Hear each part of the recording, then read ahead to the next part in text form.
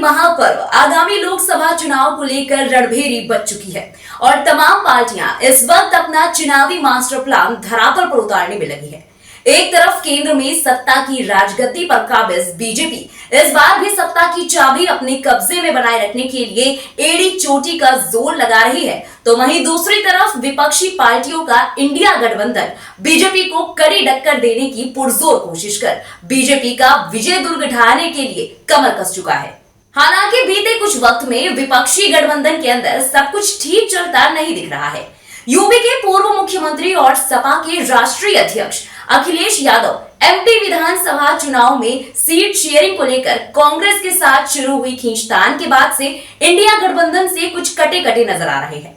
हालांकि कांग्रेस की तरफ से भी कुछ ऐसे बयान सामने आए जिनसे ऐसा लगा कि कहीं ये गठजोड़ खटाई में न चला जाए, लेकिन अखिलेश यादव ने हाल ही में ऐसा मास्टर स्ट्रोक खेला है जिससे बीजेपी ही नहीं बल्कि सपा की लगभग सभी प्रतिद्वंदी पार्टियां एक साथ क्लीन बोल्ड होती दिख रही हैं। यानी एक तीर से दो नहीं बल्कि मल्टीपल निशाने। नमस्कार, मैं हूं अर्जिता और आप देख रहे हैं जन आदर्श भारत। उत्तर प्रदेश की सियासत में इन दिनों सम्मेलनों और यात्राओं का क्रम लगातार जारी है। इस बीच समाजवादी पार्टी ने पीडीए यात्रा शुरू की है।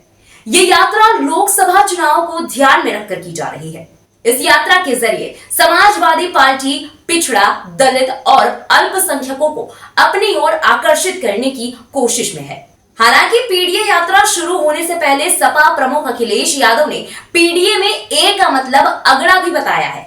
ऐसे में यह माना जा रहा है कि सपा लोकसभा चुनाव के पहले नए समीकरण बनाने की कोशिश में है। दरअसल समाजवादी पार्टी अध्यक्ष अखिलेश यादव एक बार फिर साइकिल लेकर निकले हैं। अखिलेश यादव ने पूर्वांचल एक्सप्रेस वे से पीडीए साइकिल यात्रा की शुरुआत की। इस दौरान अखिलेश यादव के साथ सैकड़ों की संख्या में सपा कार्यकर्ता मौजूद रहे। वहीं इस दौरान पूर्वांचल एक्सप्रेस वे पर अखिलेश साइकिल यात्रियों का स्वागत कर खुद साइकिल पर सवार हुए। उससे पहले अखिलेश यादव ने सोमवार को पीडीए यात्रा शुरू होने से पहले एक प्रेस वार्ता की और इसमें पीडीए में ए फॉर अगड़ा बताया। यानी अब सपा सिर्फ पिछड़े, दलित और अल्पसंख्यक ही नहीं बल्कि अगड़ों को भी साथ लेकर चलने में अपने समीकरण में शामिल करने की कोशिश में लग गई है। अब जरा समझने की कोशिश करते हैं इस साइकिल यात्रा और अखिलेश यादव की पीडीए की नई परिभाषा के मायने। इस साइकिल यात्रा के जरिए अखिलेश यादव पूरे प्रदेश का मूड भांपने की कोशिश में है। इसके अलावा वो लोकसभा में फिर से सपा का दबदबा बनाने के लिए कार्यकर्ताओं का जोश बढ़ाएंगे। चूंकि अखिलेश यादव खुद इस पीडीए यात्रा में शामिल हो रहे हैं, ऐसे में इसका महत्व और भी बढ़ जाता है। यहाँ आपको बता दें कि साल 2001 में भी अखिलेश यादव की सियासी एंट्री साइकिल यात्रा से ही हुई थी। सपा की इस पीडीए यात्रा में 8 मुद्दे अहम हैं। इसमें सामाजिक न्याय, जातीय जनगणना, हर स्तर पर आनुपातिक हिस्सेदारी, राजनीतिक ताकत के लिए आजम खान पर लगे आरोप और अल्पसंख्यकों पर हो रहे अत्याचार, इन सबके खिलाफ और महिला आरक्षण शामिल है। वहीं बात करें अखिलेश यादव के पीडीए की नई परिभाषा के बारे में, तो करीब 6 महीने पहले पार्टी के राष्ट्रीय अध्यक्ष और यूपी के पूर्व सीएम अखिलेश यादव ने पीडीए का फॉर्मूला पेश किया था।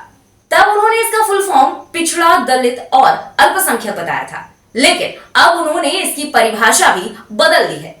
अखिलेश यादव की नई परिभाषा से जहां एक और सपाइयों में यह संदेश गया कि पार्टी अब नए समीकरण बनाने में लग गई है और उसी धारा में काम करना होगा, तो वहीं अन्य दलों के समीकरण बिगड़ते दिख रहे हैं। बहरहाल उत्तर प्रदेश में आगामी लोकसभा चुनाव के पहले सियासत की बिसात बिछाई जा रही है। हर राजनीतिक दल अपने हिसाब से दावे और वादे कर रहा है। इन दावों और वादों में जातियों और धर्मों के समीकरण भी साधे जा रहे हैं। एक और जहां भारतीय जनता पार्टी सभी वर्गों को साथ लाने की कोशिश में है, तो वहीं बहुजन समाज पार्टी अपने वोट बैंक को सहेजने में जुटी है।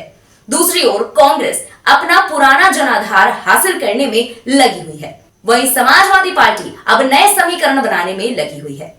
ऐसे में अब सपा मुखिया अखिलेश यादव की साइकिल रैली ने कहीं ना कहीं लोकसभा चुनाव के फाइनल मैच से पहले ही वोट बैंक की सियासी फील्डिंग लगाकर बड़ी बड़ी धुरंधर पार्टियों को धर्म संकट में जरूर फंसा दिया है।